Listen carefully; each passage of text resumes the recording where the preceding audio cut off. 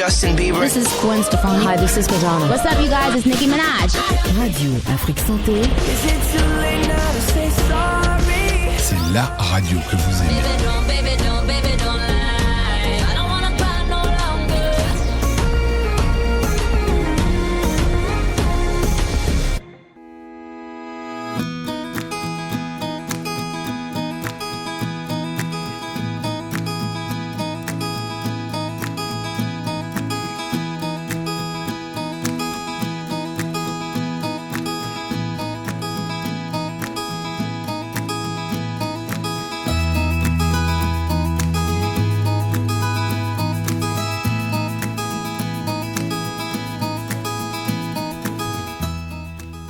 Mesdames, Messieurs, bonjour, bonsoir.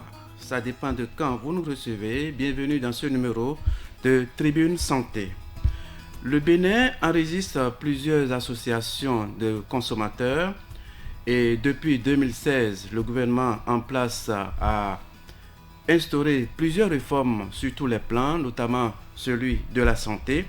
L'une des associations de consommateurs dénommée Bénin Santé suivie du consommateur en abrégé BSSC, fait de ces réformes et de la lutte du gouvernement aux côtés des patients et autres pour leur santé, leur bien-être, une association qui lutte pour le bien-être aussi, le bien-être des populations, pour débattre des réformes du gouvernement sur le secteur de la santé depuis 2016 à nos jours.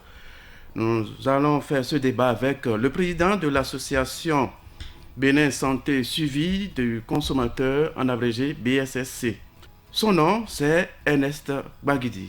Président Ernest Gbagidi, bonjour. Bonjour, monsieur le journaliste. Bienvenue dans notre studio Vincent Folly de Radio Afrique Santé.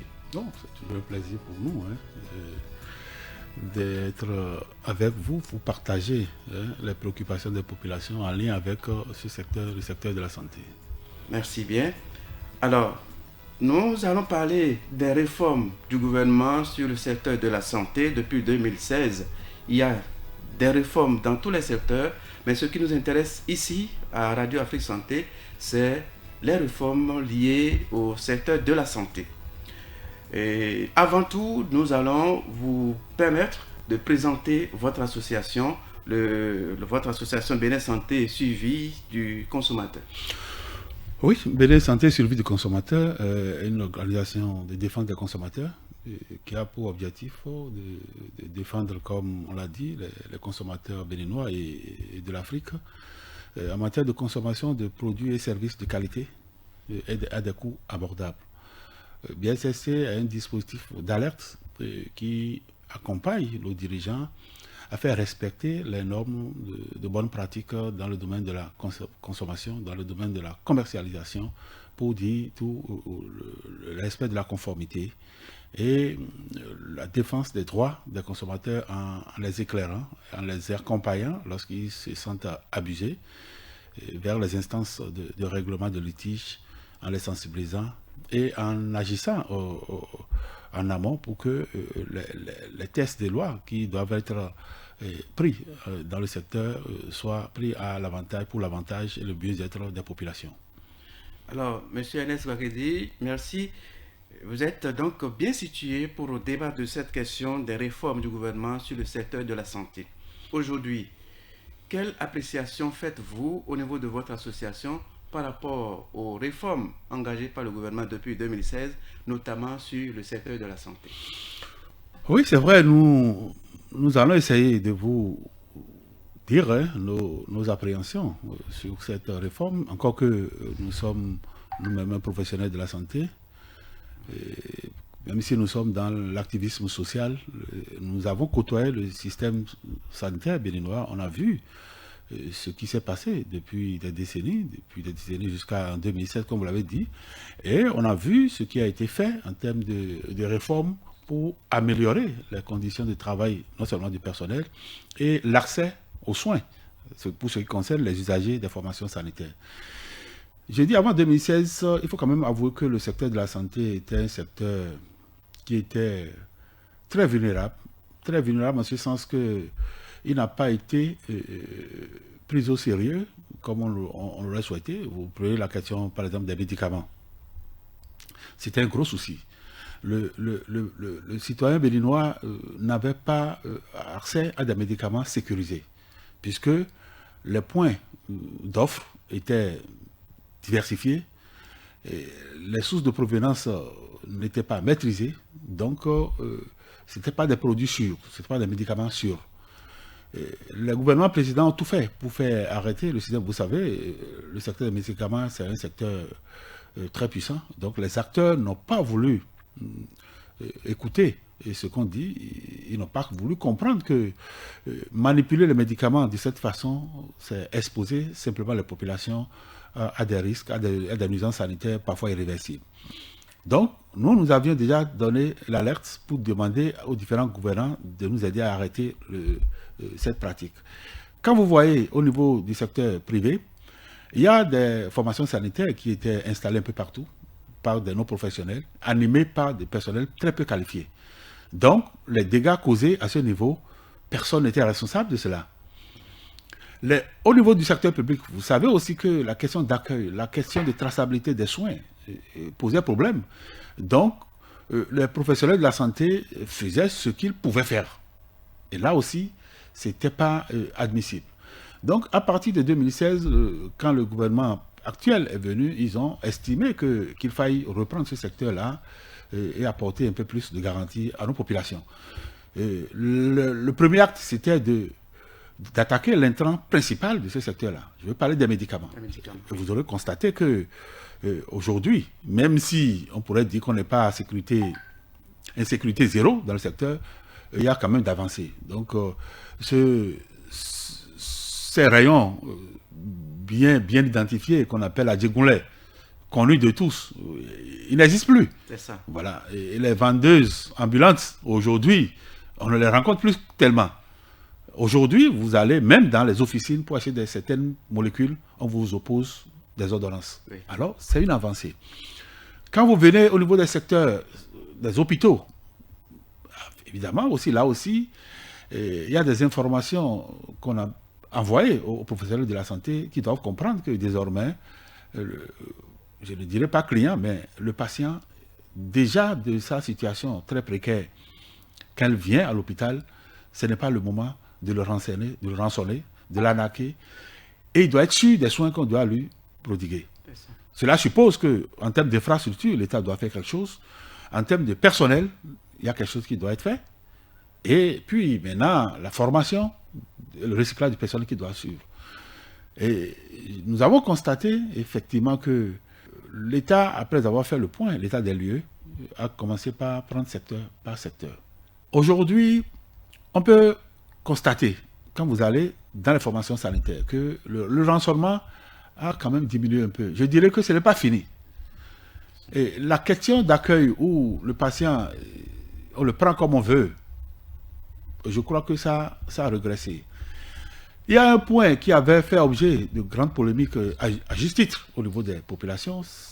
Certaines mesures qui étaient prises par le gouvernement précédent, qui ont semblé être rabattues par l'actuel régime. Mais la question de la prise en charge des dialysés, par exemple. Voilà. Donc, ce fut vraiment une situation qui n'était pas très très bien perçue par les populations.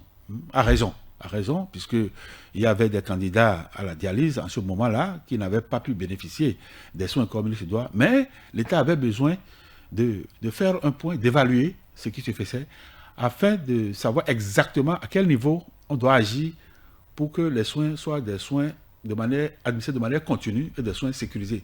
C'est ce que nous avons fini par comprendre. Mais avant cette décision qui a remis en place ces mesures-là, c'est qu'il y a quand même eu des grincements dedans. C'est une avancée. Vous prenez au niveau de la régulation, parce qu'un secteur qui n'est pas régulé, c'est un secteur à risque. Le secteur de la santé a été toujours géré par le ministère de la Santé. Vous savez, les ministres que nous avons connus jusque-là sont des professionnels de la santé aussi. Oui. Les loups ne se mangent pas entre eux. Et on a constaté que les instruments qui doivent être mis en place pour assurer des soins de qualité aux populations n'existaient pratiquement plus. Il n'y avait plus d'inspection, sur le terrain. D'accord? Il n'y avait plus des conseils de discipline qui devraient statuer sur certaines dérives constatées dans le secteur. Et le gouvernement a compris qu'il était utile d'installer une autorité de régulation qui se chargera d'élaborer les instruments, d'élaborer les normes en la matière et d'appuyer le ministère pour que le management de ce ministère-là soit plus assuré. Et c'est en cela que nous avons salué la mise en place de cette autorité de régulation qui a pris fonction et qui a une mission quand même très importante, très lourde. Et j'espère qu'ils ont pris la mesure de la tâche qui leur a été confiée et nous allons constater leur action sur le terrain très prochainement. Alors, quand on parle de réforme, c'est ce qu'on fait souvent de mécontents. On prend par exemple la question de certains spécialistes de la santé à qui on avait défendu par exemple d'avoir, pendant qu'ils sont dans les centres de santé publique, qu'ils ont leur clinique aussi, et qui ne passent pas assez de temps dans le service public et qui passent tout le temps dans les cliniques. Alors, les gens ont mal perçu cette réforme-là, par exemple. Non, vous savez, ça fait partie des dérivés des abus. Il faut que chacun connaisse ses limites. Ce que nous avons connu jusque-là, et je redis encore, en tant que professionnel de la santé et maintenant, aujourd'hui, acteur de la société civile, c'était un abus. Et ça a justifié les nombreuses dérives et les dysfonctionnements que nous avons constatés dans le secteur.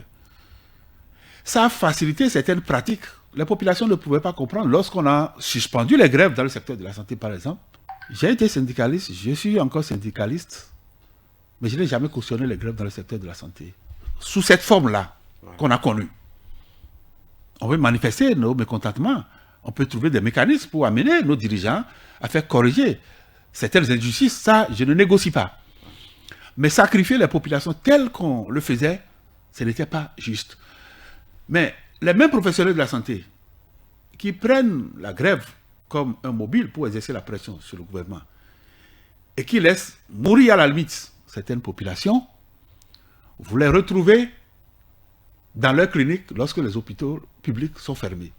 C'est en cela que je dis qu'il y a un peu d'abus. On ne peut pas être assis sur deux chaises à la fois.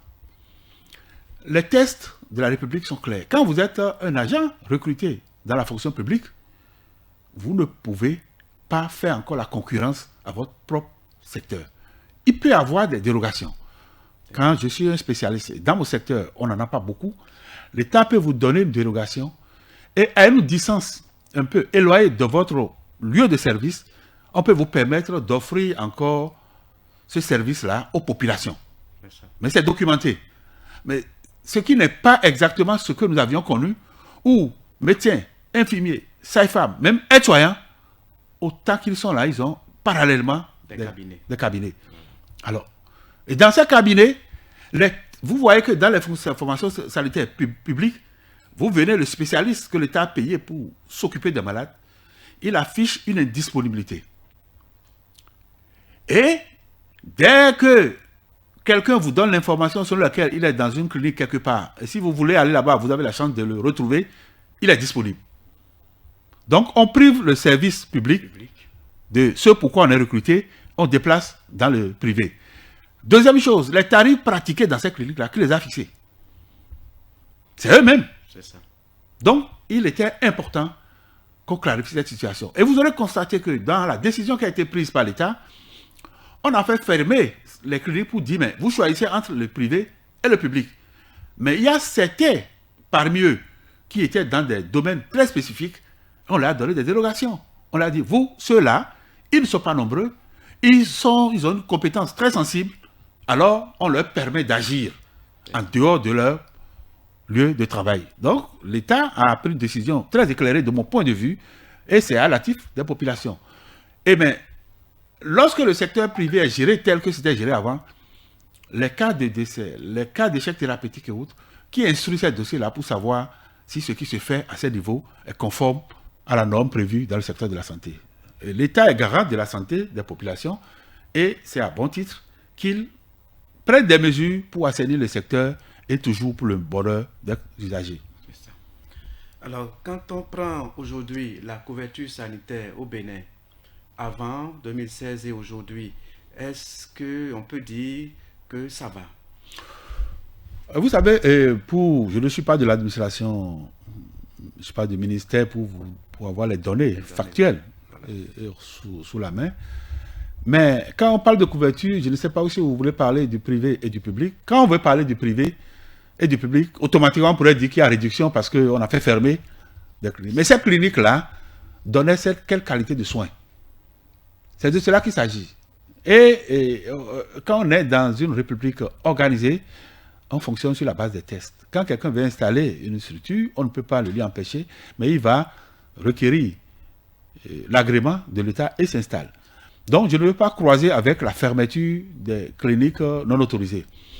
Mais quand vous prenez la couverture sanitaire au Bénin, non, je crois qu'elle n'est pas mauvaise.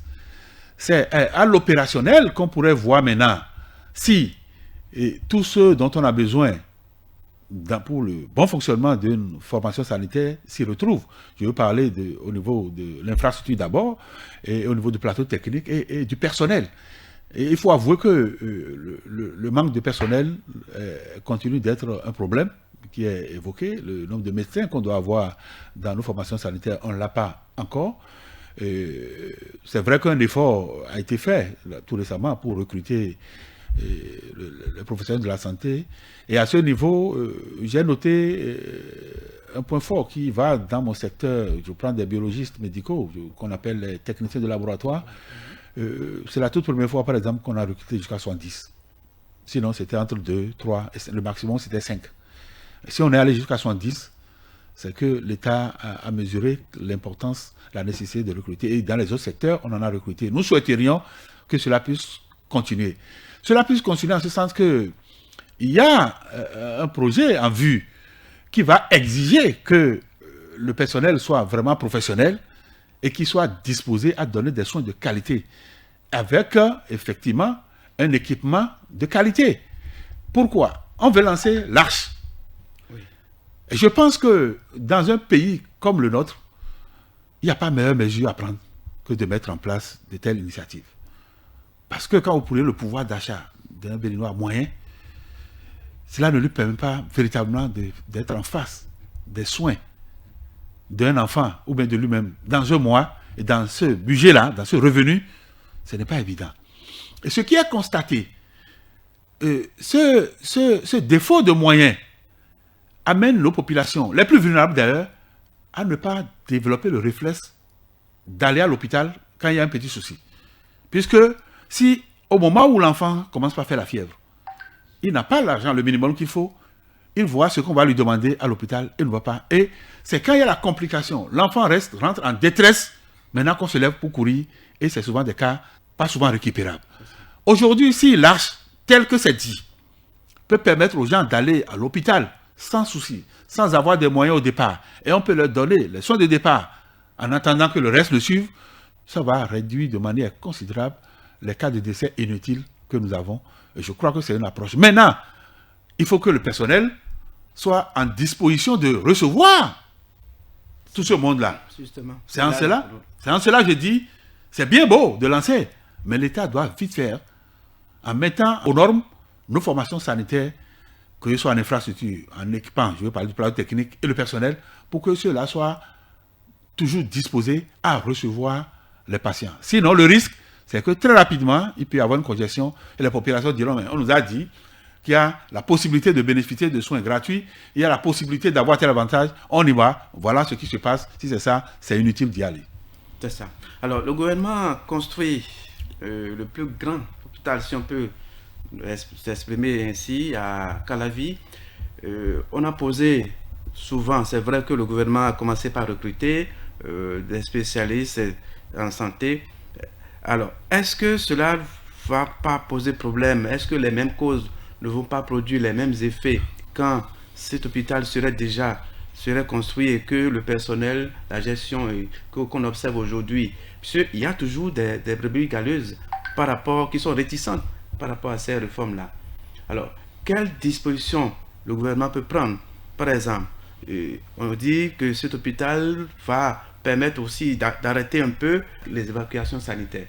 Alors, que préconisez-vous que le gouvernement peut faire pour que ceux-là, par rapport à la gestion des hôpitaux aujourd'hui, puissent répondre de l'objectif du gouvernement à mieux faire pour servir la population? Oui, d'abord, quand vous prenez l'hôpital qu'on veut construire, ça peut être perçu peut-être comme un luxe pour certains. Voilà. Mais ça permet de corriger une injustice. Pourquoi? C'était dans les années 2012-2013, j'avais une séance avec le ministère de la Santé et j'ai dénoncé un fait. Quand il s'agit des évacuations sanitaires, par exemple, les fonctionnaires peuvent aller à tout moment, ceux qui sont dans les institutions peuvent aller à tout moment, et les personnes, les populations, les ouvriers, les étudiants et autres, on leur a donné un pourcentage.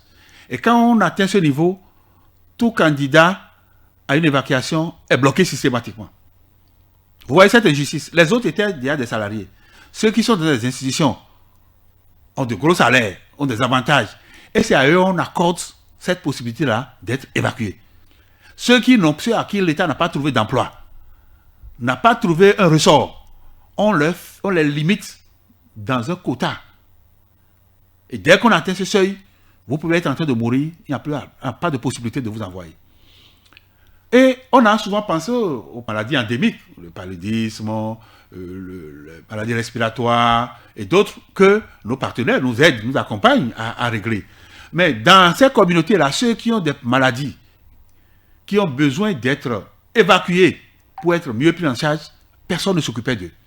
Donc, la création de cet hôpital pourrait aider à régler ce problème-là, qui est resté tout le temps sans solution. Maintenant, je suis d'accord avec vous, si on ne sait pas faire, on pourrait retrouver la même situation qu'on connaît au CNH, par exemple. Alors, il va falloir, s'il faut aller à l'affermage, il faut aller à l'affermage. En tout cas, il faut trouver une autre forme de gestion. Et tous ceux qui vont travailler dans cet hôpital seront sous contrat d'objectif. Ce n'est pas des fonctionnaires où ils sont recrutés, puis c'est tout. Non, c'est des contrats d'objectif. On peut aussi organiser des missions pour des actes pointus. On identifie le médecin requis, il vient intervenir ponctuellement et il repart.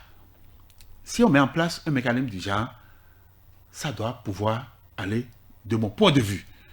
Mais si on installe comme un hôpital qu'on a créé, on va retourner dans les mêmes travers. Puisque cet hôpital ne serait pas ouvert pour nous seuls. La CIR ou sous-région peut l'exploiter. Donc si on n'aime ça pas les normes de bonne gestion, de bonne gouvernance, on aurait investi pour rien. Puisque c'est un investissement qui a été fait. Oui. Il faut amortir. Alors, dans cet amortissement, si l'État prend en charge les citoyens béninois, il faut que les autres qui vont venir de la sous-région, qui vont apporter des ressources pour se faire soigner, ça permettra effectivement de régler ce problème que j'ai évoqué en termes d'amortissement. Alors, il va falloir mettre une rigueur dans cette gestion. Il ne faut pas faire aussi de la discrimination. Non plus. Comme ce que j'avais cité auparavant, où les pauvres n'ont pas droit à cet hôpital, et ce serait l'hôpital des riches. C'est ça. Alors, ce serait une injustice et les populations ne seront pas d'accord. Il faut anticiper et envoyer peut-être des médecins, des spécialistes de chaque catégorie en formation pour que nous ne soyons pas obligés aussi tout le temps d'aller importer l'expertise de l'extérieur, parce que ça pourrait nous coûter cher et ce ne serait pas rentable.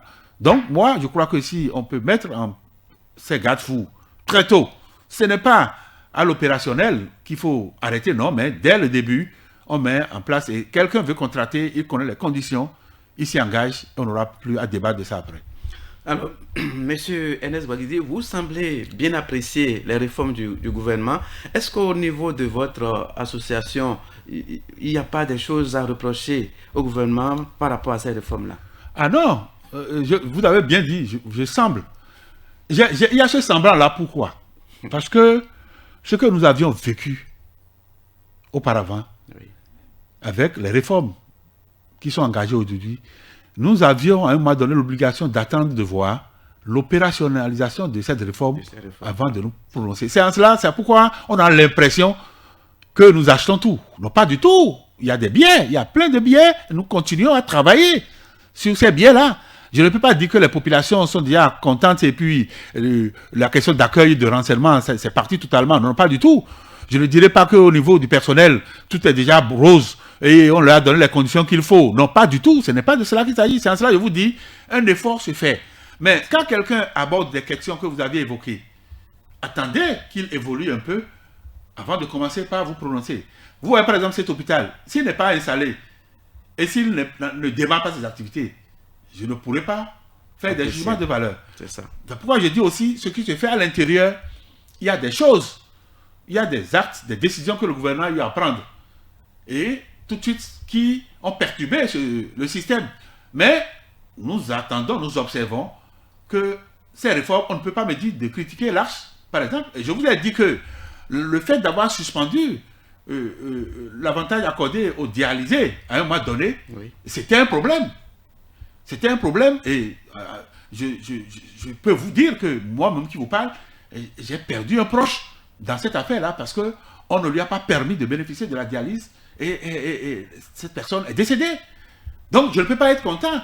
Maintenant, moi je ne peux pas prendre la cause commune qui est en train d'être abordée à côté de ma cause personnelle et dire tout ce qui se fait est mauvais. C'est peut-être le prix à payer, mais j'aurais souhaité qu'à l'avenir, qu'on trouve un autre mécanisme qu'on doit mettre en place si on veut effectivement auditer un système. On n'est plus obligé de bloquer tout ce qui se passe et créer des préjudices avant de revenir. Et si c'est de ça que vous parlez, je dis, la mesure, la stratégie utilisée, elle n'était pas bonne, puisque des gens ont perdu la vie dans ça et c'est irréversible. Donc, tout n'est pas rose. Nous n'applaudissons pas non plus tout, mais nous attendons de voir à l'opérationnel. Et je vous dis aussi qu'au niveau de l'ARS, l'autorité de régulation du secteur de la santé, oui, moi je les attends. Puisque là aussi, nous avons retrouvé assez de médecins dans cette équipe. Nous verrons s'ils auront le courage de parler à leurs confrères lorsque des problèmes vont se poser. Et c'est à ce moment que nous allons nous exprimer pour dire, pour reverser les plaintes, les préoccupations des populations. Alors, M. Ernest Bagidi, il y a un auditeur qui voudrait comprendre aujourd'hui votre position par rapport à la programmation des pharmacies, ce qui n'était pas le cas.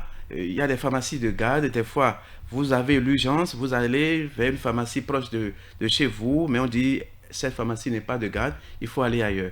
Alors, quelle appréciation faites-vous de cette programmation qui est faite, parce que ça fait partie aussi des réformes? Non, je crois que ça, c'est une grosse faiblesse. L'une des grosses faiblesses de la réforme. Et c'est purement commercial. Et c'est là où ça nous dérange un peu. C'est purement commercial. Et comme vous l'avez dit, vous allez... C'est difficile pour vous de savoir la pharmacie de garde. Vous vous rendrez à la pharmacie qui est proche de vous, on vous indique celle qui est là. C'est ça. Mais vous n'êtes pas sûr de retrouver la molécule dont vous avez besoin à cette pharmacie. Alors que celle qui est fermée à côté de vous, il y a bel et bien cette molécule-là. C'est de cela qu'il s'agit. Donc, voilà les acteurs de la pharmacie qui, pendant longtemps, ont réclamé cette affaire. Et nous, on était toujours contre, pour dire, mais il faut, si on veut libéraliser le secteur, il faut libéraliser le secteur. Et le consommateur, il est libre de choisir. On ne peut pas m'obliger à faire des distances avant d'aller dans des pharmacies. Et je ne suis pas sûr, ou bien je trouve une partie dans cette pharmacie, et je prends encore la route pour aller à une seconde pharmacie qui est quelque part là-bas, avant de trouver le produit dont j'ai besoin. Je crois que ce n'est pas normal, et on doit pouvoir réanalyser cette approche.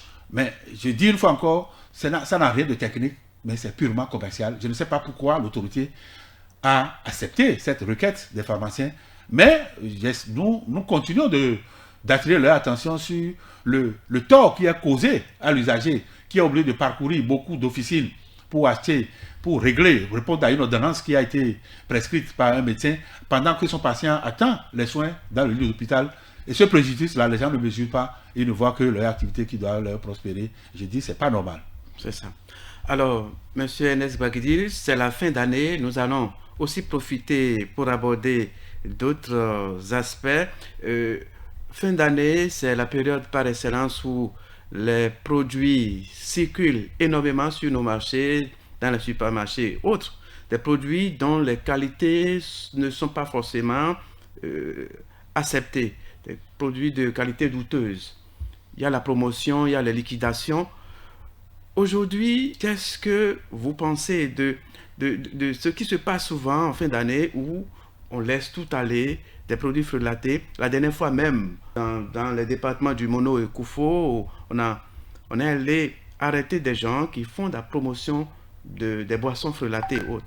Comment cela est apprécié au niveau de votre association? J'avais dit tantôt que la santé des populations relève au premier chef de l'État, du gouvernement. Et la production, la commercialisation des biens et services est réglementée par des tests.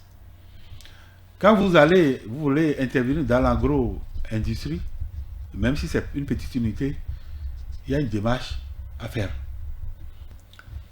Nous avons été très écœurés de constater effectivement que des gens ont eu le courage de continuer à intoxiquer les populations en complicité avec ces mêmes populations. Parce que quand vous voyez l'unité de production, c'est quand même pratiquement dans une maison et il y a des voisinages. Oui.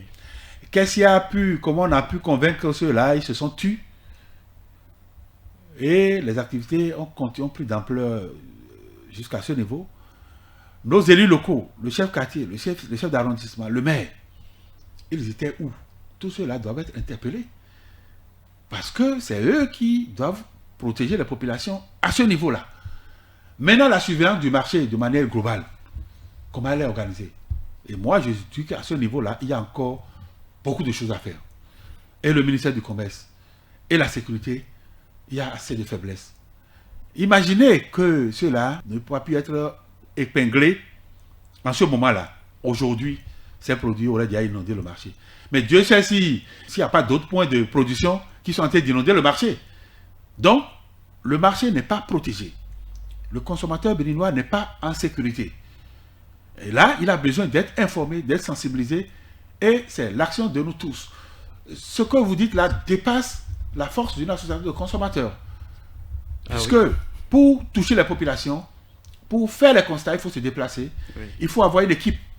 Il faut leur donner les moyens. Il faut avoir les canaux de communication. Si vous ne m'avez pas invité ce matin, par quel canal je serai en train de dire ce que je dis là? C'est aussi ça. On nous dira il y a les réseaux sociaux. Mais les réseaux sociaux ont aussi les limites. Il y a des canaux crédibles par lesquels il faut intervenir pour faire bouger les lignes. Pour donner un peu de la crédibilité à ce que vous dites. Parfois, on voit des informations sur les réseaux sociaux. On se demande si c'est des informations authentiques. Mais ce que je dis dans votre radio ou télévision ce matin, mais c'est factuel. Je pourrais répondre de ce que je dis là. Donc, moi, je crois que nous, on est limités. Parce que la loi même nous limite dans nos actions.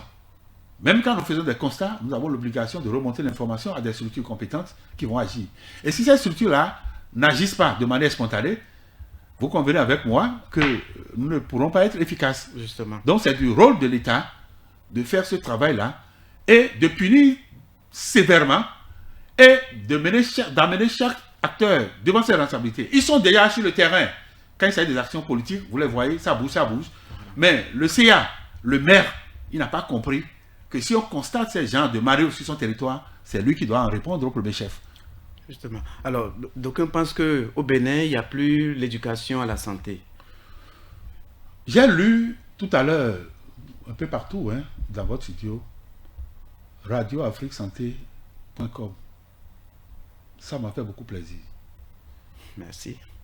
Ça m'a fait beaucoup plaisir parce que c'est la toute première fois que je suis en train de constater qu'il y a des professionnels des médias qui ont choisi cette ligne éditoriale et qui sont spécifiques dans un domaine donné. Et la santé, c'est la vie. Très souvent, c'est un secteur qui est délaissé. On en parle lorsqu'il y a une pandémie, il y a une situation grave, et juste après ça, on ferme encore. Nous oublions que si nous devons parler, nous devons intervenir à la radio le matin, il faut qu'on soit en forme. Et je trouve très merveilleux ce que vous êtes en train d'entreprendre, si vous pouvez continuer dans ce sens. Et c'est un vide que nous constatons dans la sensibilisation des populations. Et le seul canal par lequel on doit sensibiliser, informer, c'est encore les médias. Et des médias bien structurés par les réseaux sociaux, parce que les gens ont tendance à dire qu'il faut faire passer les informations par les réseaux sociaux. Mais ce que je dis de manière vivante, quand quelqu'un est à la maison, il m'écoute. Il se fait plus d'opinion sur ce qu'on dit. vous me relancez, je reviens sur certaines questions. C'est vivant. Oui.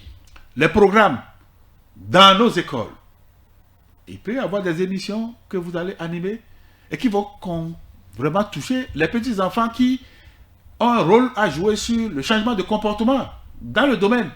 Donc, l'information, la sensibilisation dans le domaine de la santé, il y a effectivement ce vide-là que vous êtes en train de vouloir combler dans une mesure, parce que vous êtes suivi ici, je ne sais pas jusqu'où vous vous émettez, mais c'est déjà heureux qu'il y ait des HSN qui s'occupent beaucoup plus des questions de la santé. Je vous souhaite bon courage. Alors, c'est la période de fin d'année, M. Ernest Baguidi.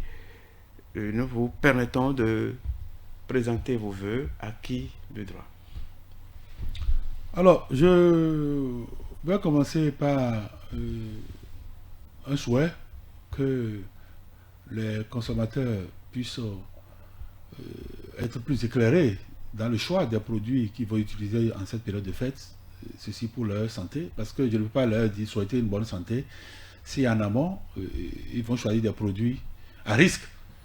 Et s'ils font cet effort-là de choisir des produits sûrs, je vais leur souhaiter, avec la santé là, et la prospérité, et la positivité dans tout ce qu'ils font, et que Dieu nous garde pour que l'année qui va démarrer, nous puissions l'aborder avec la paix et la joie. Merci, M. Ernest Baguidi. Pas d'appel à lancer aux acteurs politiques quant à la gestion aujourd'hui du secteur de la santé. Par rapport aux dirigeants du secteur, tout en saluant ce qui est en train d'être fait, je souhaite qu'ils soient aussi à l'écoute des professionnels de la santé pour savoir exactement de quoi ils auront besoin pour les accompagner dans ces réformes. Je souhaiterais qu'il y ait des programmes en direction des populations pour qu'elles soient mieux informées de ce qui se fait pour en bénéficier. Je souhaiterais que tout ce qui est promis soit réalisé pour le bonheur des populations. Et je souhaiterais que les canaux indiqués soient associés aux activités d'information et de sensibilisation pour que les objectifs fixés soient véritablement atteints. Monsieur Ernest Baguidi, merci. Mesdames, Messieurs, c'est la fin de cette émission, votre émission Tribune Santé, qui recevait pour vous ce matin Monsieur Ernest Baguidi, président de l'une des associations de consommateurs dénommée Bénin Santé et suivi du consommateur en abrégé BSSC. La mise en œuvre de cette édition a été assurée par Tibus Sahé Renou, au micro Sergio Doucet. Portez-vous bien.